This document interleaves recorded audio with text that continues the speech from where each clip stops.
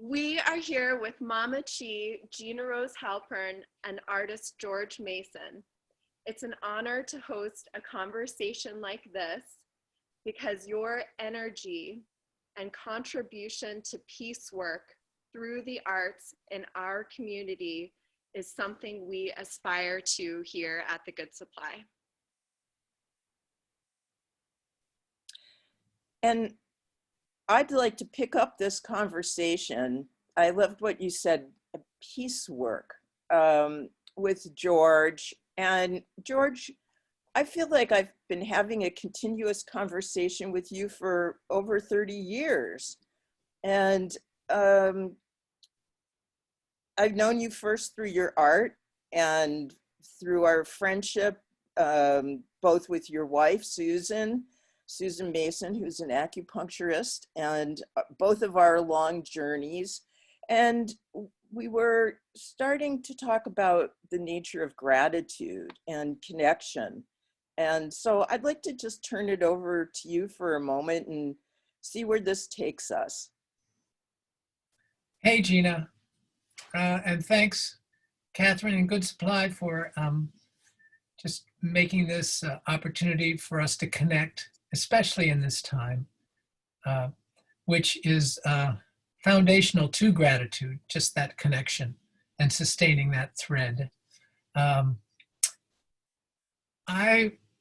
When I think about gratitude, I immediately start thinking about our Sunday pilgrimage.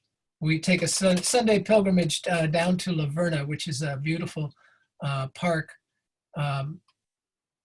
near where we live, and we go to the ocean. And that, especially in this time, because I'm not, well, gratitude is something that I'm not sure I do so much as I'm blessed with. It's almost like the sun when the clouds part. So I feel really blessed when I experience just the warmth of gratitude, and it's so specific and powerful when we're at the ocean. So that's where we spend our Sunday mornings. And do you talk about it, or do you just experience it? Well, we talk about it quite a bit as we look at things, and I mean, the discursive mind is always comparing everything. It's like, oh, this reminds me so much of, so we often compare things, but there's a lot of just silent walking, hearing birds or the absence of birds, and then slowly, just hearing the slow, far off rumble of the ocean. Which is this wonderful drone, and then you move into proximity through the woods, and you just move into another zone. So yeah, we speak about it. We're always pointing it out, just things that we want the other to witness and just acknowledge. But something gets nourished. And I suspect that it's not so much our talking that does that nourishment, or that provides it. Can you put words into that sense of nourishment? How does gratitude feel like it nourishes you? Well, I've been thinking a lot about really whether gratitude's something that one is able to do, or whether it's something given, something that has always been ours to experience, if in fact there aren't too many obstacles between us and what is deeply embedded in us. So I've been thinking a lot about how one does gratitude, because we talk about cultivating gratitude and the practice of gratitude, and I've just been asking myself, does one cultivate gratitude or uncover it? Ooh, that's beautiful. I love that. Can you say more about that? Cultivate or uncover? Well, cultivate is an intention, and intentions often has ambition as Mm, part of it, wanting to right. get from here to there, or what's actually happening versus some ideal of what ought to be happening. And that can, I think, muddy the practice Mm, because in order to get from here to some place, there has to be an image of where that place is. And so that's in some ways prescribed. And it's not really receptive as in acquisitive. oh, So that's an interesting word. Uh, can what do you mean by that? Acquisitive. well, uh, I'm not feeling gratitude. I want to feel gratitude. I'm not. And so I want to have that. How do I get from this place of emptiness to a place of gratitude? Mm, And that wanting and this whole idea of cultivating and the practice of gratitude, it's just a very interesting area in terms of will and in terms of surrender. Is gratitude more the result of surrender, or is it, or can we, through our will, actually cultivate it? this is giving me my mind and my heart are kind of spinning around with some of these things that you're bringing up. Can we cultivate it, or do we surrender to gratitude? I love that. I love that. It makes me think of, I know you're a swimmer and you live right on, is it Dammers? What's the name of that lake pond? It's a 12-mile lake, Gina. Oh, it's a It's 12-mile lake. Damascotta Lake. Lake. It's just about an ocean. It's, I think of you diving in to that vastness. In fact, when I look at the painting behind you, I when I look at your art, I have that experience of diving into something extraordinary, something bigger, something without words, something that, and so it gives me that sense of I never thought of surrender as being a place of gratitude until just now, but I see that in surrendering into something bigger than myself, like this enormous body of water. Mm. And where does that take me? I mean, I know when I swim, I have that tremendous feeling of gratitude, especially on a beautiful day. Yeah. But I also get that, which may not be your intention. I get that when I look at your art. Just the pure color of the blue fills me with a kind of joyfulness. Mm-hmm. And And that joyfulness, that beauty is where I experience profound gratitude. and color is absolutely eloquent and does not require words for it to function and actually penetrate and nourish you like food. And so the experience of color and the experience of texture and light and shadow, and I would say gravity as well, um, Gravity. um, are all elements that are like a well balanced meal Mm, that we ingest and are nourished by. And why are they so nourishing? For me, I think they're nourishing because I trust how my body feels in the presence of them. I don't need to I don't need to explain to myself. My body knows when it's nourished.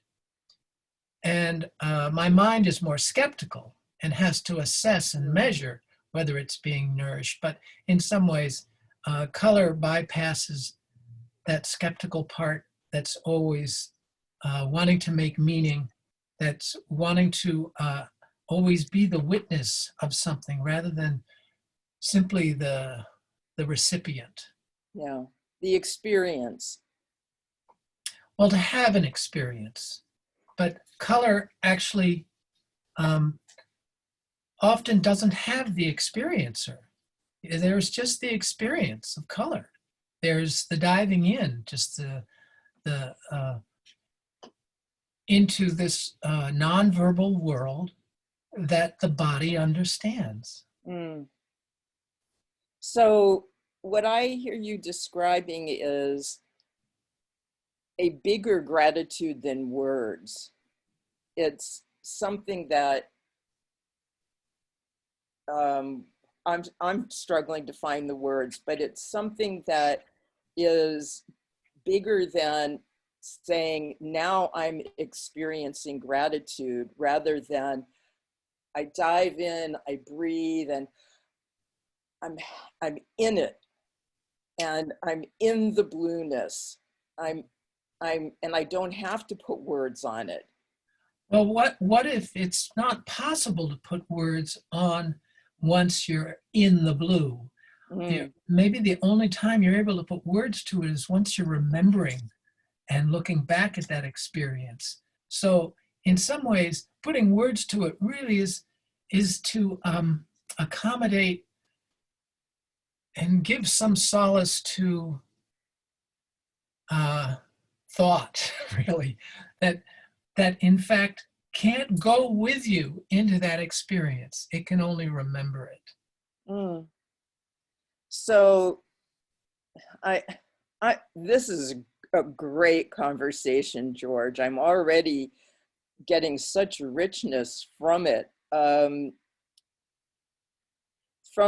Because I know I've had both, the one where I'm contemplating gratitude and trying to express it, and then the one where I am so absorbed by it. Like, I know that some people may not have experienced your art that is 30 feet long and it fills a room, a whole wall, so that you do have that feeling of diving into the blue, diving into the lake. And when I dive in, all I have is that I breathe, and there's so much joy and gratitude in that. And I'm not putting words on it. I'm just. No, there's recognition. I just feel there's so many different areas of intelligence in our bodies that recognize nourishment and are able to ingest it. And I love words, and I love being able to describe what an experience might be like, but the description is not the experience. It's a recapitulation, and as such, it's a different experience.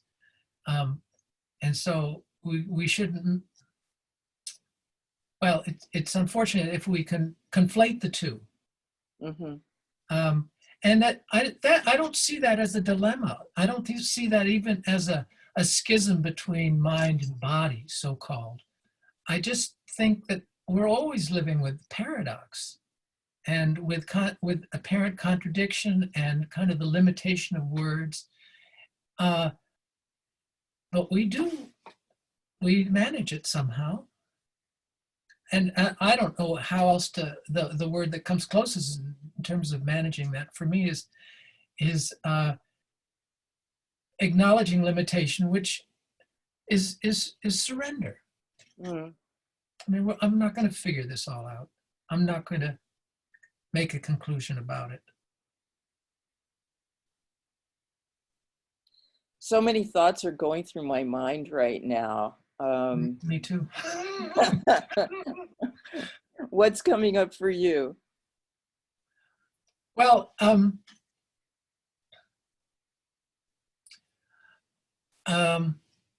we can kind of make an artifact out of this whole interface between felt experience and uh, and the intellect's ability to describe and have an experience also. And and in some ways, it starts to it starts to be a dilemma. Yes, And it's not a dilemma. It's it's not a not dilemma. a dilemma. No. No, it's an opportunity. It's kind of it's just it's the dynamism of how we're uh, conscious and creatures living in a body on this plane, on this planet. I mean, um, we've got we have skills and we have limitations. You said something about that there's the, I think almost that there's the word paradox came up, and um, I've been really fascinated by the concept that the multiple and seemingly opposite truths can coexist. Like, and you said something about remembering can be part of gratitude. It's post the experience, and I had that happen in the midst of COVID this summer.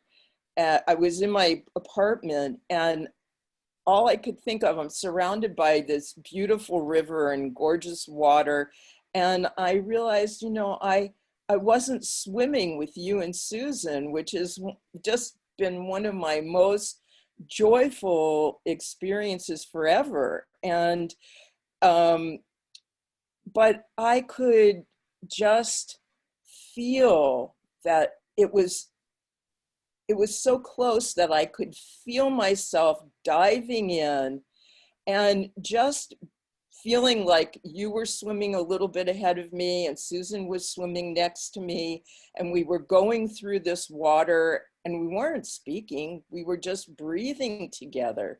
But if I looked up, I could see the eagle in its nest, and we were all having that extraordinary dynamic experience of, I just am getting goosebumps right now.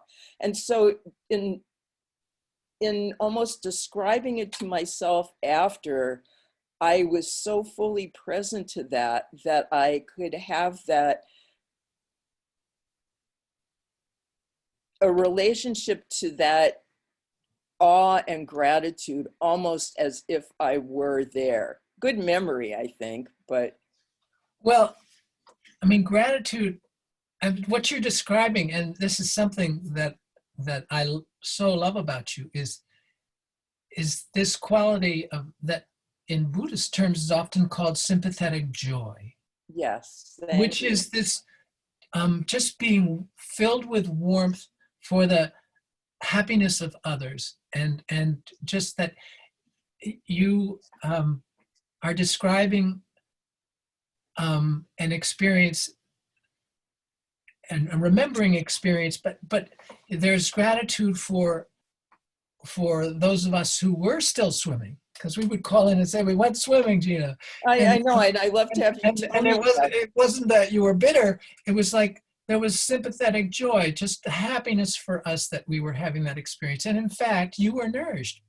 I through was, that, I was. and that's it's the quality of parenting really, is often just feeling that that just that ache of happiness when your child has a friend Mm. rather than not having a friend, or when something unsolicited and unexpected happens that's just, oh, it went their way, and Mm. there's just such an experience of happiness for them. It's like a full meal for me. There's a Yiddish or Hebrew word that I'm trying to remember that is about, uh, I think it's nachas, which is I receive the joy, this I have for your blessings. When you're joyful, I'm joyful for you. Right. And I'm joyful with you. Right. We're all blessed in We're those. all blessed. Yeah, I had a friend, Anna Zilborg, who lives now up in Rockland. She's written all these books on knitting, incredible books. And she said once, you know, a true blessing because it doesn't bless just one person, but it blesses everyone. Uh, And I like that. Wow, I could just sit here and look at you and the painting and do we need the words? I mean, it's taken us to a place, and I think gratitude does take us to a place of experiencing blessing, yeah. experiencing that enormity of receiving something that is so treasured and so beautiful and so fabulous. And I think many of us can't surrender to it. But I happened to be there at the birth of your daughter, Zoe. And I think of that fairly often because how old is she now? Yeah, And she's 20, she's 29. and she's off doing amazing, she's a global citizen doing incredible work of teaching people in Africa right now about horticulture and sustainable gardening. I mean, and yet I can still call up that moment of her birth and the how extraordinary it was, how it transformed everything. Mm. Um, and that joy became almost more than, it became the beauty of the whole time. It became, that's where the blessing lived. I mean, does that make sense? It's like a phenomenon almost, that when I have enough gratitude, it opens to this amazing feeling of, like Catherine was wrapped in that blanket of something that, like your painting almost reaches around and embraces you, Yeah. or I'm embraced by, I feel the gratitude and then I'm embraced by it. Right. Right. What was it? And I certainly don't want this conversation to infer that that words don't have a place in gratitude or in blessings or in augmenting a felt experience of gratitude. I mean, I just feel like it often gets us, it gets us in the right neighborhood. But that experience of Zoe being born and Aaron after that in the bathtub, That's right. I mean, it felt like being in God's bedroom, really. Oh, oh, Oh, that that that. So that's an experience that's it just continues to pulsate mhm. as just foundational, and it, just in terms of feeling blessed and feeling in awe of Susan, whose body knew how to do this, but not without a lot of effort and courage on her part. That was an extraordinary experience Yeah. for me. I've only been to two births, um, and Zoe was one of them. And to get to share them with your family, oh my goodness, Yeah. there's almost nothing that could be bigger and more touching than that. Um, you know, the sense of gratitude and wondering if gratitude, I'm thinking of, are all the folks that are refugees right now, and and the folks suffering from COVID, and folks in the middle of loss. Do you think that gratitude or that sense of blessing can coexist with that sense of sorrow and loss, that degree?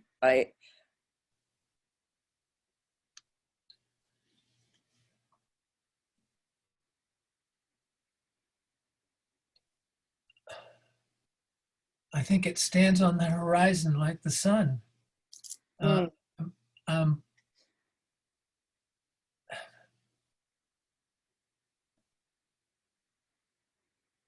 I'm certainly not saying that there ought to be gratitude. What you're asking is, can it?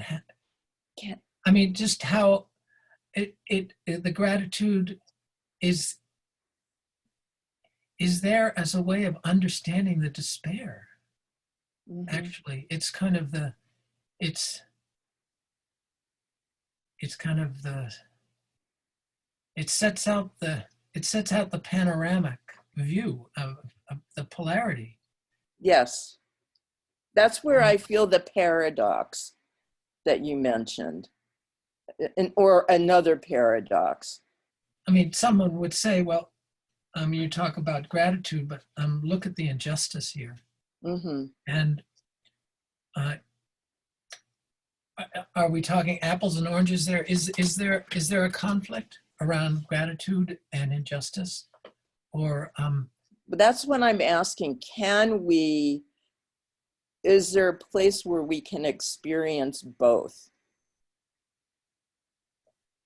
Or I wonder if people that are in these dire situations right now, we just went through Thanksgiving, and uh, I couldn't help but thinking about all the people that are struggling around the world right now. And was it possible to be giving thanks, to be experiencing that in the midst, as you said, of despair? well, I'm here. I sit in the comfort of my home, and really quite privileged. And I am uh, humbled by just people's capacity to find light in very dark places. Just a little crumb, just getting one little break, or not having it cascade deeper and deeper into despair. Um, I'm amazed again and again of people's resilience and willingness to be thankful for even just that. You know, I was remembering a year ago at this time, you had a Hanukkah party at your house, and everybody brought a menorah, the candelabrum, and it was just a fabulous night. I mean, that's another one of those nights that is a jewel in my mind, of being surrounded by all of your artwork and all of these candles and all of these people speaking. And many of them have had all kinds of hardship in our lives, and yet, and this is, I think, that why Hanukkah is being celebrated. It's not just that happened back then, that this miracle of enough oil for 8 nights, but it's about still kindling that light in the darkness. And even though it's the tiniest flame, having a sense of the possibility of illumination. Um, Yeah. that was an amazing evening. Well, I'd be the first to say that I get so nourished by that connection with this family of Jewish neighbors, and I spend a lot of time alone in my studio, and I'm nourished by that too. Mm-hmm. Uh, but just anticipating that we would speak, actually just quickened my step. So I guess what I'm realizing for myself is that a deep, deep place of gratitude is a place I often overlook, and that's opportunities to connect and to just acknowledge one another, just to use words to say, I'm glad I'm in your life. That um,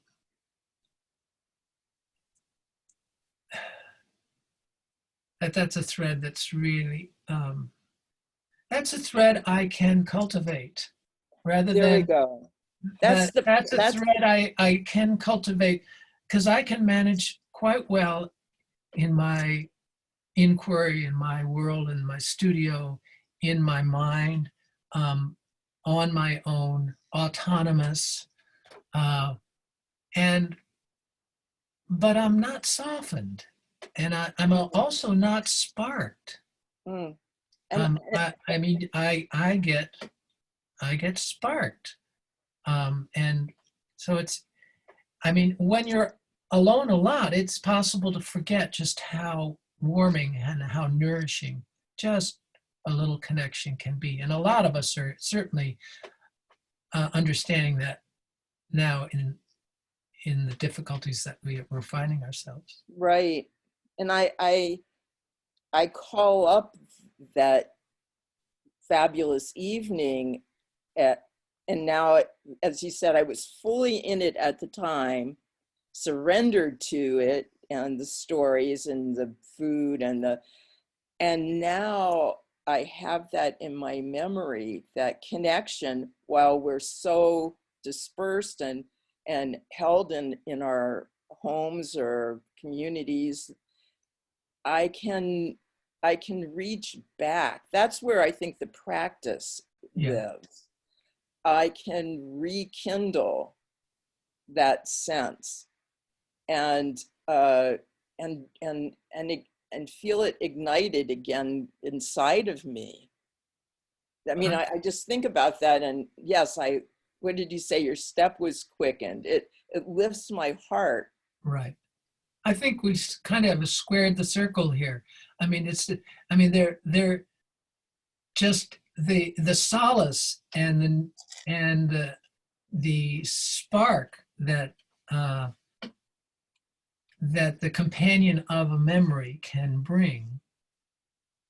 And you who've been very solitary in these last number of months have really been drawing on your practices to be a good friend to yourself.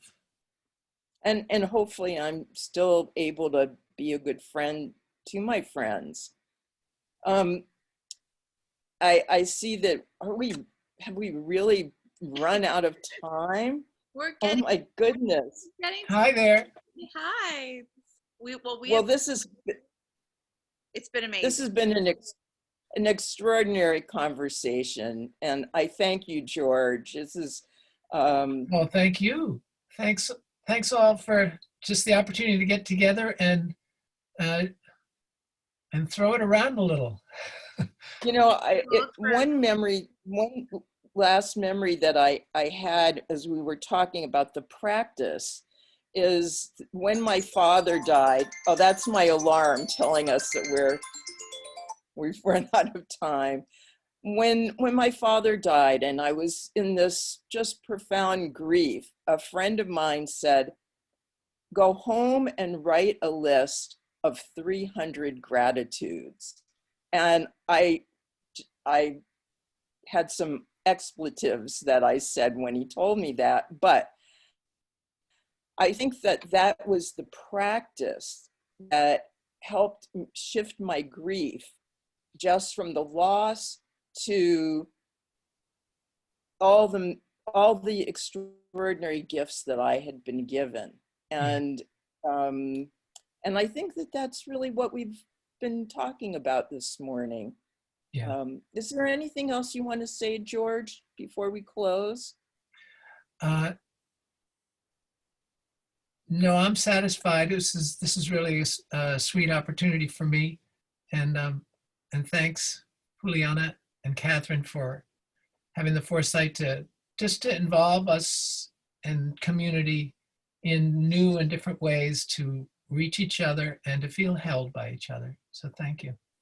Well, thank you to both of you for participating and having such a wonderful conversation. And you are both, of course, one of or two of the things on my list of things to be grateful for. So thank you very much. And Thank you. we'll see you Thanks, soon. Juliana. All right. All right. And for all that is to come, that we still can be grateful for, that we don't even know yet. Yeah. We Hey. kindle that light. Thank you. All righty. Bye-bye. Bye now. Blessings. Bye. Thank you, George. Thanks, Gina.